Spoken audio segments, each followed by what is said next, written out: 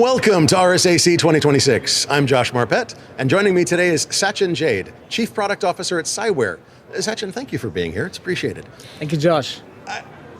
I gotta say that Cyware, I've heard that name for years and years and years, but would you mind giving me just a brief overview of what Cyware does and is, and what their raison d'etre is, if you don't mind?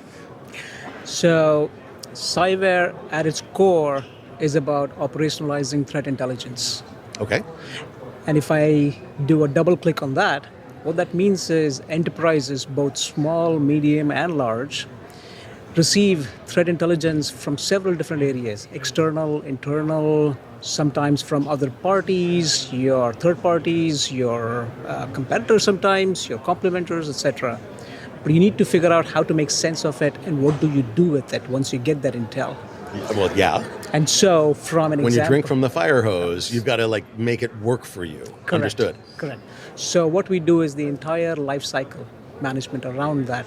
So getting that data, okay, deduplicating it, normalizing it, enriching it, figuring out the prioritization and understanding what is relevant to you. And once we identify what is relevant to you, we also start recommending what actions you can take for that threat intelligence, which means the entire life cycle of a threat becomes important to you. The value of that threat intelligence goes up.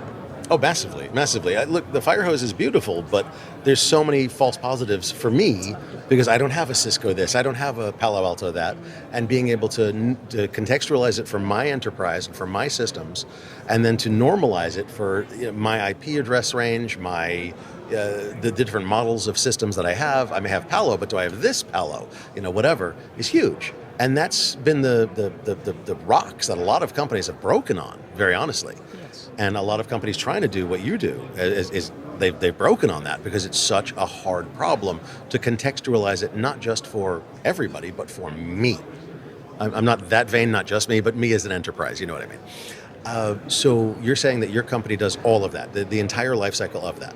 Correct. And so underpinning this entire thing, we are based on STIX TAXII.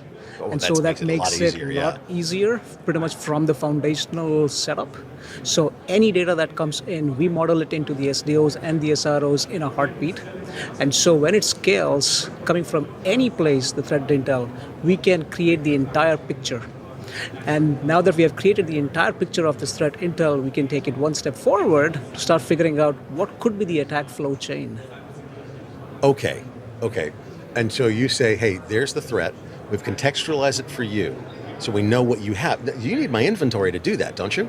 Yes. How do you get my inventory? Yeah, and so we have about 400 plus connectors into the ecosystem. Really? That encompasses your internal system, CMDB informations, external threat actors that might be coming in from other partners that might be giving you the feeds, etc. I like that. So we've got a Intel Orchestrate subsystem that is natively integrated into our Threat Intel Exchange platform. So what that makes it is, makes it so easy. So you're taking data. An inventory in near real time, let's say, and that inventory is used to contextualize. I use contextualize a lot, forgive me. Sure. To contextualize that fire hose information into here's your threat report. Yes. Customized for you and what you have. And that's very important. I cannot emphasize how important that is. I've dealt with threat intelligence that wasn't customized, and it's like, just go, it's this thick, I don't have time to deal with this crap, okay? All right, but now we're talking about doing this with some help. I mean, I've got AIs that can contextualize it for me, right? That's what they do. AIs can collate, correlate, and contextualize very, very well. That's kind of their job. So let me be blunt. Can I just use an AI agent to do it instead of Cyware? You have two components around it. And since we are also launching, and we just launched last week, our Agentic framework and Agentic platform. Oh. So what that does... Okay, you thought like me, fine. Yes. And what that does, it supercharges the entire Cyware's ecosystem. So not only can you now use the traditional way of doing certain things, you can supercharge by having these agents being given certain functions and goals and objectives. Oh, go test it. Here's a vuln. Go test it and make sure I'm... Test it.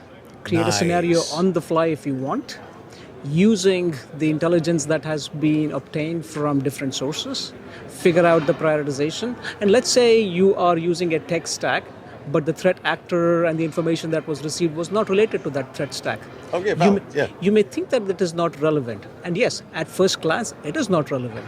But once we start identifying all the other contextual information, this threat actor, typically when he or she doesn't find that tech stack, he or she uses the other tech stack. And you're saying you have the behavior of that type of threat actor locked down, so you know, hey, I don't have that tech stack, but that threat actor, that APT group or whatever, if they don't find that tech stack, they're going to go look for this one, and I have that one. You have that. And so now we are giving you the attack flow chain on a forward basis, and this agent starts to help you on a non-deterministic, because it is probability, but it starts giving you the paths that this threat attacker can take. And that's interesting, because we've always thought of threat intelligence as it's a matching game. Do you have this Palo Alto firewall version blah blah blah with firmware version da da da, you know? Correct. And if I have it, I'm a problem. If I don't, I don't. But you're adding the behavioral characteristics into this. And that's very proactive. Like you're saying, I'm not just going to look at the information. I'm going to look at the information and where they're going to go after that. So am I right that that's a proactive action? It is proactive, and there is a reason for that, because over the last 20 odd years or now, the impact of adversaries has just been growing. Oh God, no joke. And in the last 2 years, since generative AI came into the equation, that has just expanded exponentially. Yeah. The latest number that I heard was that the impact of cybersecurity impacts, so to speak, is going to be in the trillions, almost like the third GDP of the globe. Wait, I'm sorry, seriously? Yes.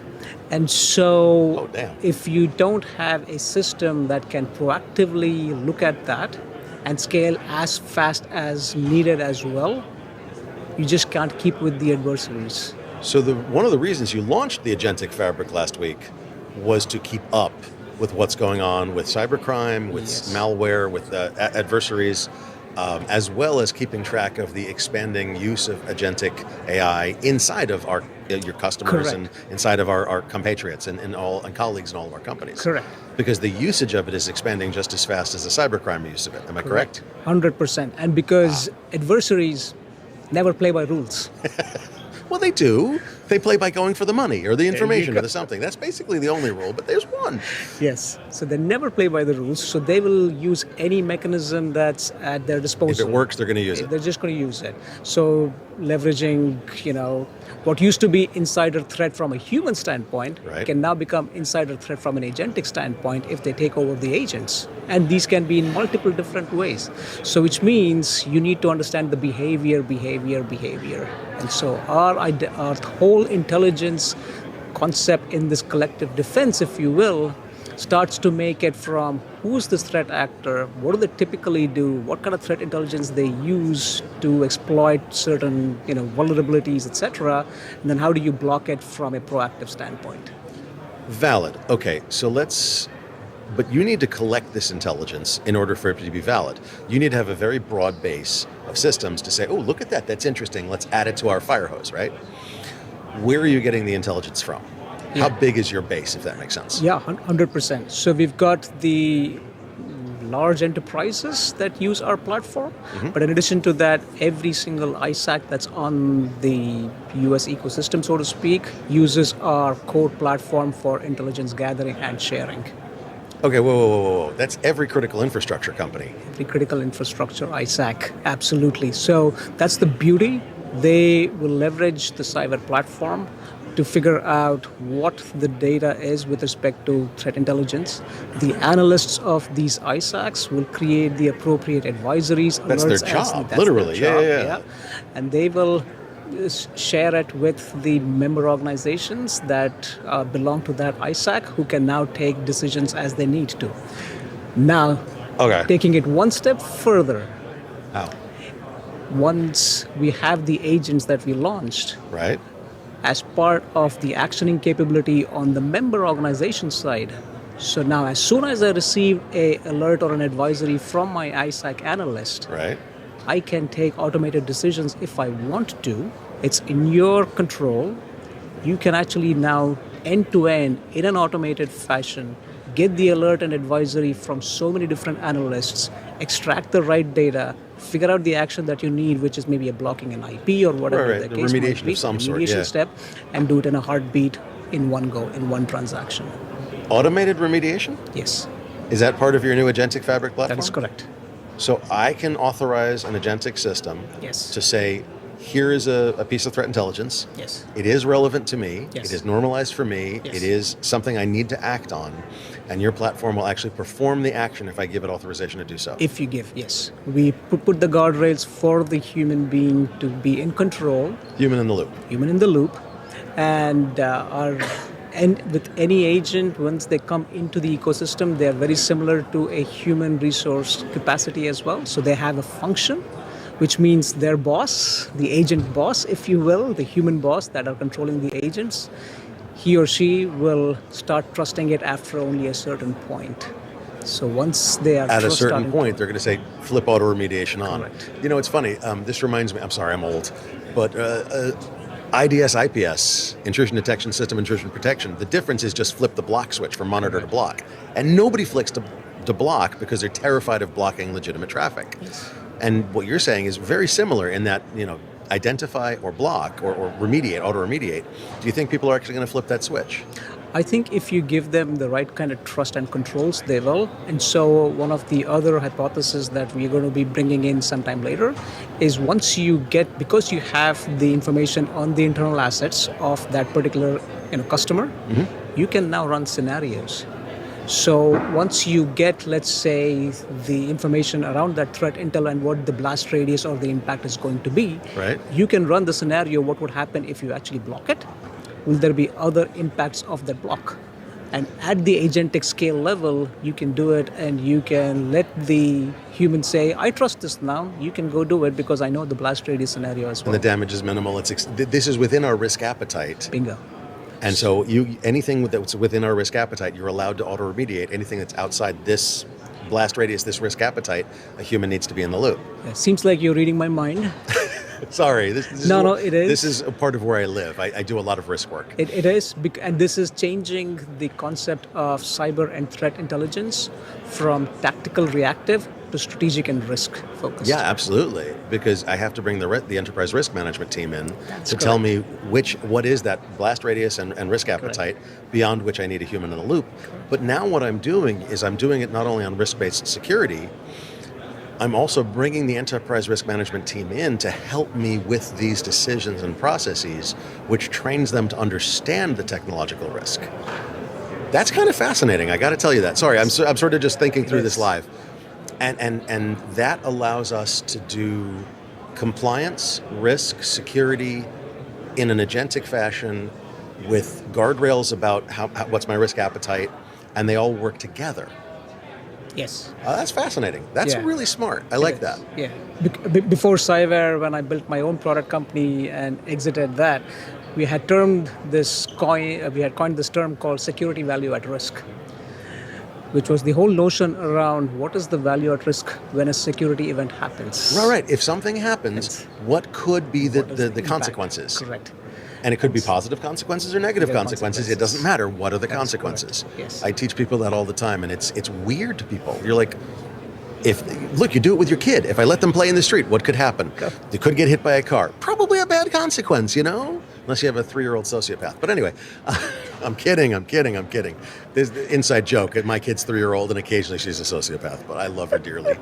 I'm also the most overprotective father known to mankind. I'm horrible. Okay, so Cyware is doing all of this now with that new product. Yep. It's out. It's available to everybody, or It is GA. Okay, it is GA. And your customers are only the big ISACs, the big enterprises, that kind of thing, or does it go? Where's your customer level end? If that makes sense. Great question. So we go all the way from the Fortune 10 large enterprises to this, medium companies as well, primarily because we do believe that you need to democratize the threat intelligence and usage of that. A lot of the smaller enterprises might not have all the wherewithal, so to speak. Yeah, they're not going to have the infrastructure to make use of your stuff. Correct. Yeah. So we have this product offering for them, which we call the Cyber Intelligence Suite, which bundles a lot of these things together for them so that they don't need 4 different individuals, CTI practitioners, SOC teams to actually execute it. So it makes it easier for them as well. Oh, that's nice. That's nice. And also you're going to get information from them. Absolutely. But getting it back, it helps the entire ecosystem. Collective defense. Thank you. Collective efficacy. Yes. And collective defense. I love it. Yes. All right. Sachin, thank you for joining us today. To learn more about Cyware, please visit securityweekly.com/Cyware RSAC. That's CYWARE RSAC. For full RSAC 2026 coverage from Cyber Risk Alliance, visit securityweekly.com/RSAC. Stick around. We'll be back after the break. Thank you. Thank you, Josh.